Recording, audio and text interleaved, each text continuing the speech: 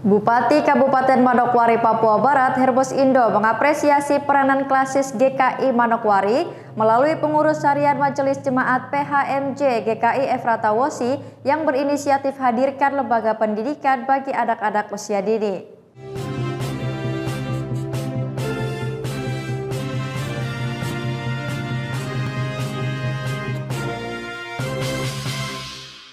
Diungkapkan Bupati Hermus Indo saat menghadiri peletakan batu pertama pembangunan gedung PAUD dan Sekolah Minggu Jemaat GKI Efrata Wosi Manokwari, Selasa, 25 Maret 2025, pembangunan gedung PAUD ini, kata Hermus, merupakan bukti nyata bahwa tugas pembangunan bukan hanya tanggung jawab pemerintah daerah, tetapi juga membutuhkan peran aktif berbagai pihak termasuk lembaga keagamaan dan masyarakat. Ia juga menekankan pentingnya setiap individu berperan sebagai subjek pembangunan, bukan sekadar objek yang hanya bergantung pada belas kasihan pihak lain.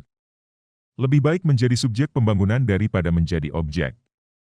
Jika kita hanya menjadi objek, maka kita akan terus berada dalam keterbatasan dan ketergantungan. Saya percaya bahwa PHMJ dan jemaat serta seluruh masyarakat Manokwari adalah subjek pembangunan yang aktif, kata Bupati Hermus.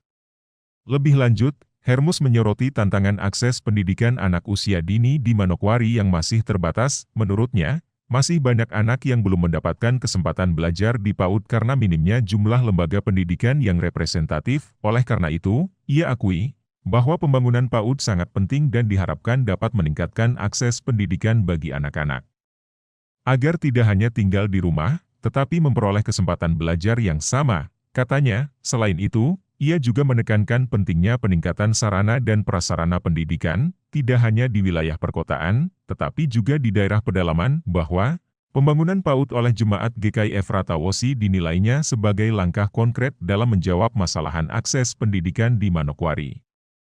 Bupati Hermus juga mengajak gereja untuk berperan lebih luas dalam pembangunan daerah, tidak hanya dalam aspek spiritual, tetapi juga di bidang sosial, ekonomi, dan pendidikan.